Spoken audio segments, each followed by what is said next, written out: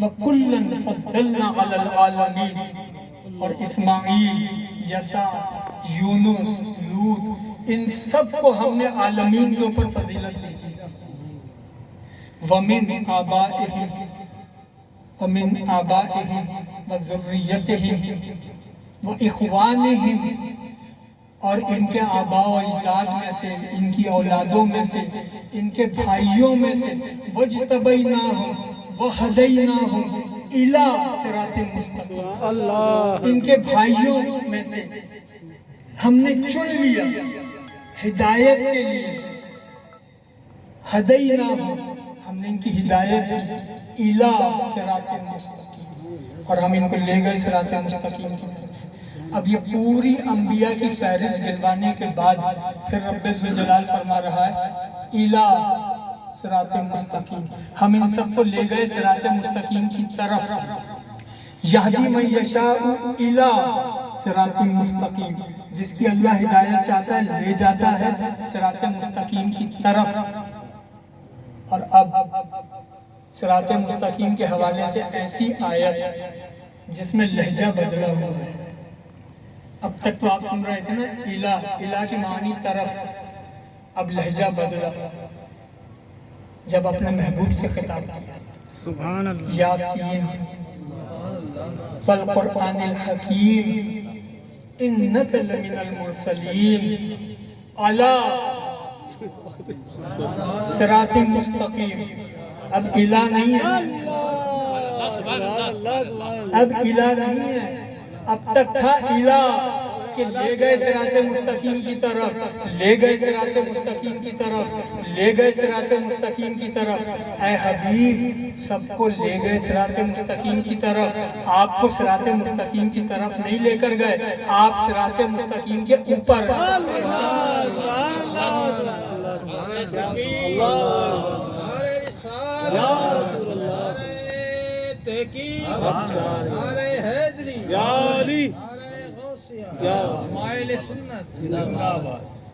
علی صراط مستقیم، آپ صراط مستقیم کے اوپر ہے۔ تو صراط مستقیم جو بھی ہے مصطفیٰ کے قدموں کے نیچے ہے۔ صراط مستقیم کی معرفت یہ ہے کہ زیر قدم مصطفیٰ انبیاء کا رخ صراط مستقیم کی طرف، اور صراط مستقیم زیر قدم مصطفیٰ۔ ایسا نہیں کہ صراط مستقیم اللہ نے کھینچی اور پھر نبی چلے، نہیں، نبی چلتے گئے صراط مستقیم بنتی گئی، وہ کہتے گئے صراط مستقیم بنتی گئی، وہ کرتے گئے صراط مستقیم بنتی گئی۔ صراط مستقیم ہے کیا؟ مصطفیٰ کا کہا ہوا، مصطفیٰ کا کیا ہوا۔ اب یہ صراط مستقیم، یہ صراط مستقیم ہر انسان چاہتا ہے، لیکن بھٹکا نہ دیا جائے۔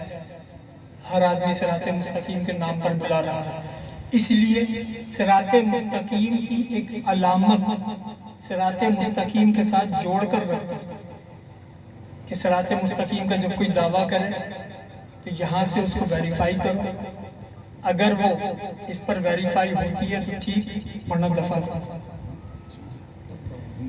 اور اس کی ویریفیکیشن کا ایک سسٹم اسی آیت کے ساتھ جوڑ کر رکھتے ہیں۔ اہدنا الصراط المستقیم، پروردگار ہمیں صراط مستقیم پر چلا، صراط الذین انعمت علیہم، وہ صراط مستقیم، وہ راستہ جس پر تیرے انعام یافتگان چلے، تیرے انعام یافتگان چلے، ان کا راستہ ہے صراط مستقیم۔ تو اگر کوئی یہ کہے کہ صراط مستقیم ہمارے پاس ہے تو اس سے یہ پوچھئے گا ضرور، کوئی انعام یافتہ بھی ہے تمہارے پاس؟ انعام یافتہ تو چھوڑو، کوئی زندہ بھی ہے؟ تمہارے پاس کوئی زندہ بھی ہے؟ تمہارے پاس زندہ نہیں ہے تو انعام یافتہ کہاں سے آئے گا؟ یہ انعام یافتگان کا راستہ ہے، انعام یافتگان کا راستہ۔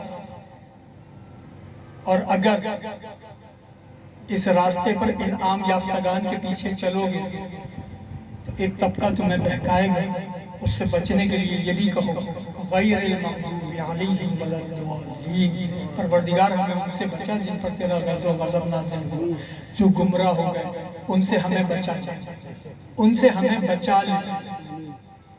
اب اہل بیت اس صراط مستقیم کو کس طرح سمجھاتے ہیں؟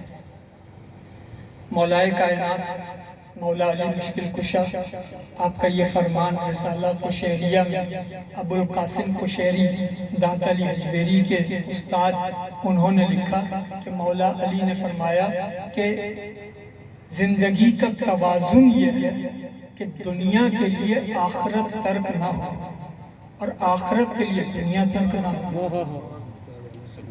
یعنی کوئی آخرت میں اتنا آخرت کے لیے فکر مند ہو جائے کہ دنیا ہی چھوڑ دے، تو اللہ کو ایسا مسلمان نہیں چاہیے جو آخرت کی خاطر دنیا چھوڑ دے، اتنا دین میں مگن ہو جائے کہ دنیا بھر میں تبلیغ کے لیے جا رہا ہو، گھر میں بیوی بچے ترس رہے۔ تو بھائی اپنے گھر کو وقت دو، اپنی سوسائٹی کو وقت دو، اپنے احباب کو وقت دو، دنیا داری کرو، دنیا میں غرق نہ ہو۔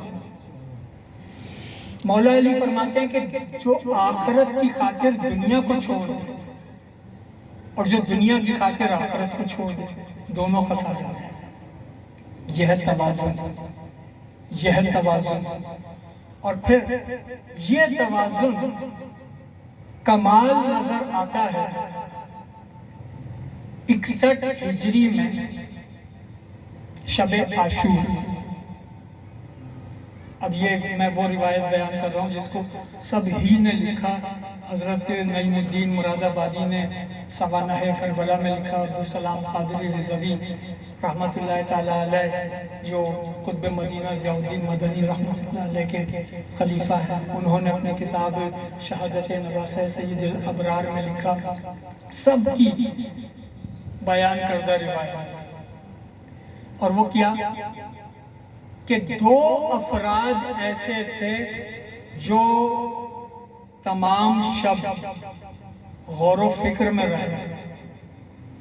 ایک تھا حر اور ایک تھا عمر بن سعد۔ عمر بن سعد اور حر دونوں جانتے تھے کہ حق پر امام حسین ہے، دونوں کو پتا تھا۔ اب مسئلہ یہ تھا کہ رات بھر دونوں سوچتے رہے۔ کیا سوچ رہے تھے؟ یہ سوچ رہے تھے کہ اگر امام حسین کا ساتھ دیا تو پھر جان بھی جائے گی، مال بھی جائے گا، گھرانہ بھی جائے گا اور کچھ نہیں ملے گا۔ جنت ملے گی، جنت ملے گی، لیکن کب؟ مرنے کے بعد۔ تو حسین ابن علی کا وعدہ سچا ہے، لیکن ہے ادھار، ہے ادھار، مرنے کے بعد ملے گی۔ یزید کا وعدہ کہ میرا ساتھ دو تو میں رائے کی حکومت ملے گی، رائے ایران کا قدیمی نام۔ تو یزیدی انعام کا لالچ تھا عمر بن سعد کو، رائے کی حکمرانی کی خواہش تھی، اس کو پتا تھا کہ یہ وعدہ ہے نقد۔ امام حسین کا جو وعدہ ہے وہ ادھار ہے، لیکن اس کے فوائد دائمی ہیں۔ یزید کا جو وعدہ ہے یہ نقد ہے، لیکن فوائد عارضی ہیں۔ اب عارضی نقد کو اختیار کیا جائے یا دائمی ادھار کو، یہ تھا سارا مسئلہ۔ عارضی نقد یا دائمی ادھار۔ عمر بن سعد نے فیصلہ کیا کہ مجھے یزید کا ساتھ دینا چاہیے، جو مل رہا ہے ابھی لے لو۔ حر نے فیصلہ کیا مجھے امام حسین کی طرف جانا چاہیے، کیونکہ کتنے عرصے جیوں گا پھر مر جاؤں گا، اس کے بعد کیا ہوگا؟ تو جو مستقل زندگی ہے اس کو سنوارنا۔ دونوں رات بھر فیصلہ کرتے رہے، دونوں رات بھر فیصلہ کرتے رہے۔ ایک صبح صراط الذین انعمت علیہم سے جڑ گیا، دوسرا غیر المغضوب علیہم ولا الضالین سے جڑ گیا۔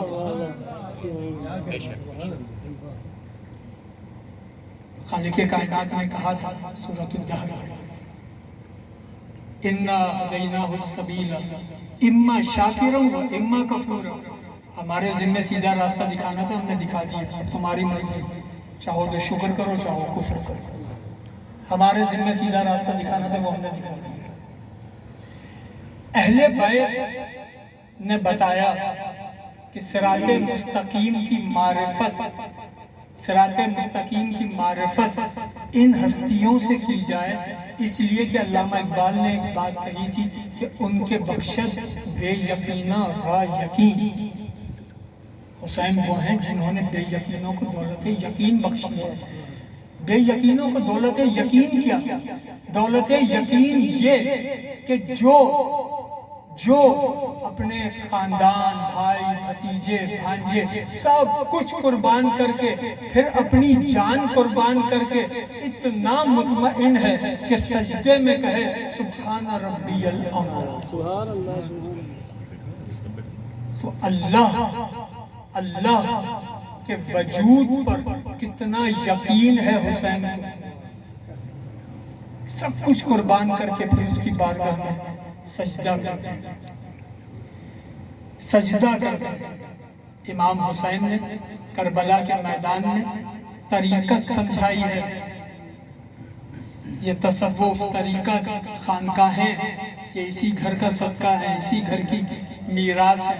اس لیے آج اس گھر سے سمجھیں کہ کون سی طریقت، کون سی خانقاہ، کون سا تصوف۔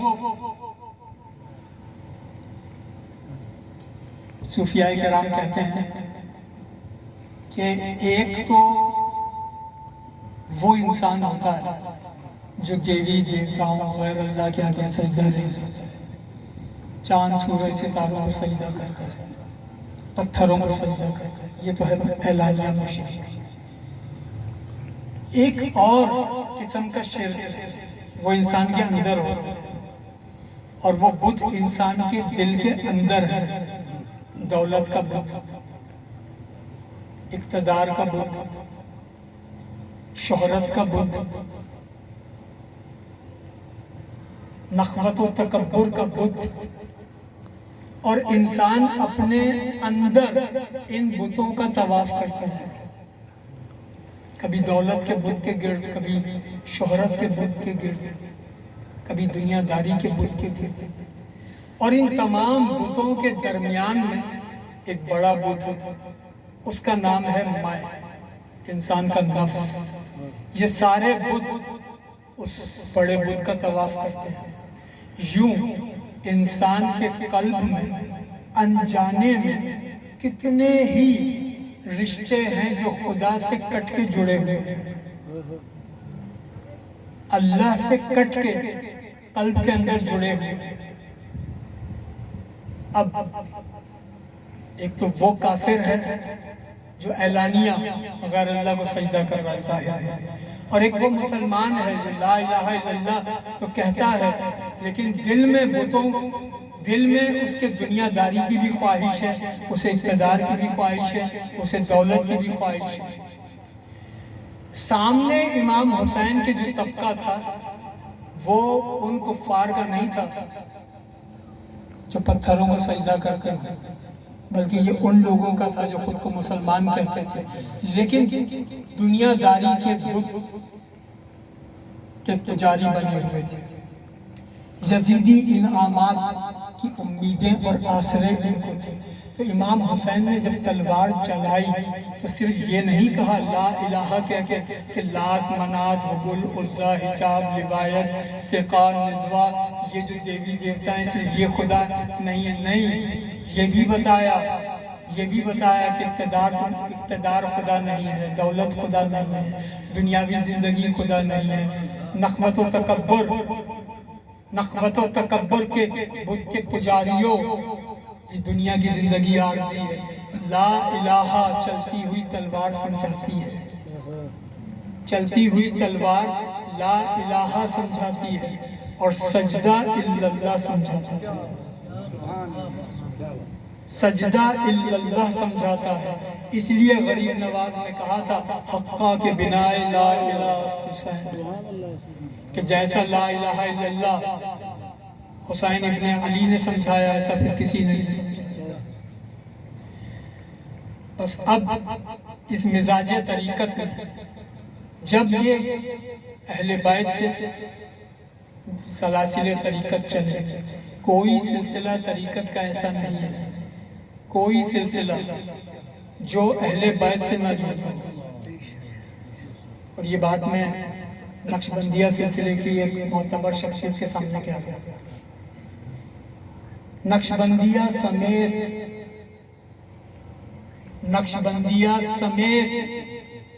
کوئی سلسلہ ایسا نہیں ہے جو اہل بیت تک نہ پہنچتا ہو، اس لیے کہ اہل بیت تک جو نہ پہنچا وہ سلسلہ ہی کیا، وہ تو پھر کچھ اور ہی سلسلہ ہوا۔ نقشبندیہ سلسلے کی دو شاخیں ہیں، ایک شاخ ہے نقشبندیہ صدیقیہ جس کا شجرہ ہے آقا دو جہاں سے صدیق اکبر، پھر سلمان فارسی، پھر قاسم بن محمد، پھر حضرت امام جعفر صادق۔ ایک اور شجرہ ہے نقشبندیہ کا، وہ کہلاتا ہے نقشبندیہ علویہ۔ یہ نقشبندیہ سلسلہ یہ بھی آتا ہے خواجہ بہاؤالدین نقشبند تک، یہ چلتا ہے آقا دو جہاں سے مولا علی، آقا دو جہاں سے مولا علی، مولا علی سے امام حسین، امام حسین سے امام زین العابدین، امام زین العابدین سے امام باقر، اور پھر امام جعفر صادق۔ یہ نقشبندیہ علویہ کہلاتا ہے۔ اب اگر کوئی یہ سوچے کہ نقشبندیہ صدیقیہ تو ہم نے سن رکھا تھا، یہ نقشبندیہ علویہ اچانک کہاں سے آ گیا، تو اس لیے میں یہ عرض کر دوں کہ ڈاکٹر مجید اللہ قادری، ادارہ تحقیقات امام احمد رضا، اس ادارے کے سربراہ ہیں، اعلیٰ حضرت پر ساری زندگی ان کی گزر گئی تحقیقات کرتے ہوئے۔ اعلیٰ حضرت کے جتنے سلاسل طریقت تھے، ان تمام سلاسل طریقت کی تفصیلات انہوں نے ایک جگہ جمع کر دی۔ اعلیٰ حضرت کو 13 سلاسل میں خلافت تھی، ہم اور آپ تو قادریہ سلسلہ جانتے ہیں، بس اعلیٰ حضرت کو 13 سلاسل میں خلافت تھی۔ ان 13 میں نقشبندیہ کے 2 یہ سلسلے تھے، نقشبندی علوی اور نقشبندی صدیقی، 2 یہ سلاسل تھے، اور ان دونوں میں اعلیٰ حضرت کو خلافت تھی۔ اور جس کو اس کی تفصیل دیکھنی ہو وہ ڈاکٹر مجید اللہ قادری کی کتاب اعلیٰ حضرت کے شجرے وہ پڑھ لے، اس میں تفصیل موجود ہے۔ میں یہ عرض کر رہا تھا کہ کوئی سلسلہ ایسا نہیں جو ان ہستیوں تک نہ پہنچتا، ان ہستیوں سے ہی تمام سلاسل ہیں، تمام سلاسل ہیں۔ بس اب ان ہستیوں کی تعلیم کیا ہے، تعلیم کے حوالے سے ایک بات اور پھر گفتگو مکمل، ہم ان کا ذکر کریں، ان کے فضائل بیان کریں، لیکن اگر ان کی تعلیمات سے ہم استفادہ نہ کریں تو پھر ہم نے مقصد گنوا دیا۔ ان کے ذکر کا اجر و ثواب تو حاصل ہو جائے گا، لیکن مقصدیت گم ہو جائے گی۔ اب ہم مقصدیت کی جانب جا رہے ہیں کہ یہ اولیاء کرام تعلیم کیا دیتے ہیں۔ پیران پیر محبوب سبحانی حضور غوث الاعظم دستگیر، آپ نے ایک نصیحت کی اپنے بیٹے عبدالرزاق گیلانی کی، اور یہ نصیحت اگر صرف ان کے لیے ہوتی تو گھر کے اندر کرتے، یہ نصیحت انہوں نے کی مجمع میں، اور اس کی ساری تفصیل اگر کسی کو دیکھنی ہو تو بہجت الاسرار میں دیکھیں۔ مجمع لگا ہوا تھا، بھرے مجمع میں سیدنا شیخ عبدالقادر جیلانی نے اپنے بیٹے کو مخاطب کیا، اور اپنے بیٹے کو مخاطب کرنے کے بعد نصیحت کی۔ اب مجمع میں کیوں نصیحت کر رہے ہیں؟ کہہ بیٹے کو رہے، سنا ساری قوم کو رہے، تاکہ ساری قوم سنے۔ اب اس نصیحت کے چند جملے سماعت کر لیجیے۔ غوث الاعظم نے کہا کہ اے میرے بیٹے، جب شاہان جہاں اور اغنیاء صاحبان ثروت تمہارے پاس آئیں تو ان سے ان سے شاہانہ ملا کر، یعنی دنیاوی اعتبار سے بڑے منصب والے آ جائیں تو ان سے شاہانہ انداز میں ملوں، اور جب مفلس، فقیر اور لاچار آئے تو عاجز و نیازمند بن کر ملوں۔ اب پہیہ الٹا چل رہا ہے، نیاز مندوں کے آگے فرعونیت ہے، اور شاہان جہاں سیٹھوں کے فضائل کون جانتا ہو، ہمارے مذہبی طبقے سے زیادہ، اور کھارا در سے دھورا جی تک تو بہت ہی زیادہ۔ غوث الاعظم فرماتے ہیں کہ شاہان وقت کے آگے شاہانہ انداز اور فقراء سے فقیرانہ ملا، اور اے میرے بیٹے اپنی محبت کا رخ مخلوق کی طرف رکھو لیکن امیدوں کا رخ خالق کی طرف رکھو۔ مخلوق سے حسن سلوک کرو لیکن امیدیں مخلوق سے نہ باندھنا، ورنہ تم طریقت کا حق ادا نہیں کر سکتے۔ امیدیں بس خالق سے رکھنا، امیدیں صرف خالق سے رکھنا۔ اور پھر ایک اور نصیحت سیدنا شیخ عبد القادر جیلانی کی کہ اے لوگوں، اب جو میں نے بیان کیا یہ بہجت الاسرار میں، لیکن اب جو میں بیان کر رہا ہوں یہ الفتح الربانی میں ہے، غوث الاعظم کے خطبات میں۔ غوث الاعظم نے خطبے میں ارشاد فرمایا اے لوگوں، تمہاری اللہ سے ملاقات ہونی ہے تو اس کا شوق پیدا کرو۔ تمہاری اللہ سے ملاقات ہونی ہے، اس کا شوق پیدا کرو۔ کیوں؟ اس لیے کہ جب انسان شوق پیدا کرے گا تو تیاری کرے گا، شوق پیدا ہوگا تو تیاری کرے گا۔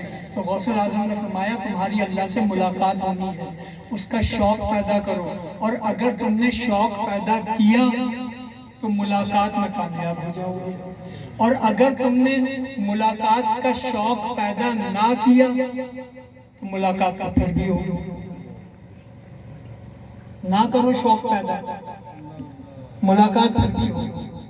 تو تمہیں طے کرنا ہے کہ اس ملاقات میں تمہیں کامیاب سرخرو ہونا چاہتے ہو یا رسوا ہونا چاہتے ہو۔ اس کا تعلق اس سے ہے کہ دنیا میں تمہیں اس ملاقات کا شوق کتنا ہے، شوق کتنا ہے۔ پھر ایک اور نصیحت حضرت مخدوم اشرف جہانگیر سمنانی رحمت اللہ تعالیٰ علیہ، قادری اور چشتیہ سلسلے کی شخصیت ہے، انہی سے اشرفی نسبت ہے۔ حضرت مخدوم اشرف جہانگیر سمنانی کی کتاب لطائف اشرفیہ 3 جلدوں میں، اس کی تیسری جلد میں اس کا جو لطیفہ نمبر 48 ہے اس میں یہ بات لکھی ہوئی ہے جو میں اب کہہ رہا ہوں۔ مخدوم اشرف جہانگیر سمنانی فرماتے ہیں، اور اس کے قلمکار لکھنے والے نظام الدین یمنی ہیں، الفاظ بات اشرف جہانگیر سمنانی کی ہے، لکھنے والے نظام الدین یمنی۔ مخدوم اشرف جہانگیر سمنانی نے فرمایا کہ پہلے جب لوگ ملا کرتے تھے تو کہا کرتے تھے کیف حالک، تمہارا حال کیسا ہے۔ اب بھی لوگ ملتے ہیں تو کہتے ہیں کیف حالک، تمہارا حال کیسا ہے، لیکن فرق آ گیا۔ فرق دیکھیے گا کہ جملہ ایک ہی ہے۔ مخدوم اشرف جہانگیر سمنانی کہتے ہیں فرق آ گیا۔ اب جب کوئی پوچھتا ہے کیف حالک تو اس کی مراد یہ ہوتی ہے آپ کی طبیعت کیسی ہے، آپ کا مزاج کیسا ہے۔ لیکن جب پہلے پوچھا جاتا تھا کیف حالک تو ان کی مراد یہ نہیں ہوتی تھی آپ کا مزاج کیسا ہے، آپ کی طبیعت کیسی ہے، بلکہ حال کو وہ طریقت کا حال سمجھتے تھے اور پوچھتے تھے کیف حالک، تمہارا حال کیسا ہے، یعنی اللہ سے تمہارے تعلق کا رشتہ ہے کیسا، تمہارا جو رشتہ حال ہے۔ ایک تو قال کا عالم ہوتا ہے، ایک حال کا عالم، وہ جو حال والا تمہارا عالم ہے اللہ کے ساتھ والا، وہ کیسا ہے۔ اب ہم اپنے حال کو چھوڑ کر سب کے حال میں مگن ہیں۔ قرآن تو کہہ رہا تھا وَلَا تَجَسَّسُوا وَلَا يَغْتَبْ، نہیں ایک دوسرے کی جستجو میں نہیں رہا کرو، ایک دوسرے کی تہمت نہ رہا کرو، لیکن ہم سوائے اپنے حال کے سب کے حال کی خبر رکھتے ہیں۔ تعلیمات طریقت وہ یہ ہے کہ اولیاء سے محبت اس لیے کی جائے کہ اپنی زندگی کو بہتر کیا جا سکے۔ اگر اولیاء سے محبت کرنے والا اولیاء سے محبت کا دعویٰ کرے اور ان کے راستے کو اختیار نہ کرے تو اس محبت کا اس کو فائدہ کیسے ہوگا کہ وہ تو اپنی محبت سے خود خالص نہیں ہے، اپنی محبت سے خود مخلص نہیں ہے۔ اگر مخلص ہوتا تو یہ محبت قال سے نکل کر حال میں داخل ہوتی اور حال میں آ کر اس کے حال کو پروان چڑھاتی، اس کے حال کو بلند کرتی۔ بس طریقت خود اصلاحی کا نام ہے، طریقت عجز و انکساری کا نام ہے، طریقت اس بات کا نام نہیں کہ میں جنت میں چلا جاؤں۔ یہ تو ایک عام آدمی کی سوچ ہوتی ہے کہ میں جنت میں چلا جاؤں۔ طریقت اس کا نام ہے کہ سب کو لے کر جنت میں جانا چاہتا ہے، سب کو لے کر جنت میں جانا چاہتا ہے۔ ایک صوفی کا مجھے جملہ یاد آ گیا کہ ان سے پوچھا گیا کہ حضور نے فرمایا کہ میری امت میں 73 فرقے ہوں گے، ایک جنتی ہوگا، 72 جہنمی ہوں گے۔ تو وہ جو ایک جنتی ہے اس کی علامت کیا ہے؟ اس ایک جنتی کی کوشش، اس ایک جنتی کی علامت کیا، اس کی شناخت کیا؟ تو انہوں نے کہا کہ مجھے ایک جنتی ہوگا، وہ ہوگا جو ان 72 کو بھی جنت میں لے جانے کی کوشش کرے، جو صرف اپنے اندر لگا رہا کہ بس ہم ہی چلے جائیں۔ تو یہ پھر صوفی والی سوچ نہیں ہے۔ کامیاب وہ ہیں جو اپنے ساتھ اپنے ماحول کو بہتر کرتے ہیں، جہاں ہوتے ہیں اس پورے ماحول کو وہ پاکیزہ کرتے ہیں، اپنے کلام سے اپنی محفل کو پاکیزہ رکھتے ہیں، اپنے کردار سے اپنے گھر کو پاکیزہ رکھتے ہیں، اپنی صحبتوں کو پاکیزہ رکھتے ہیں۔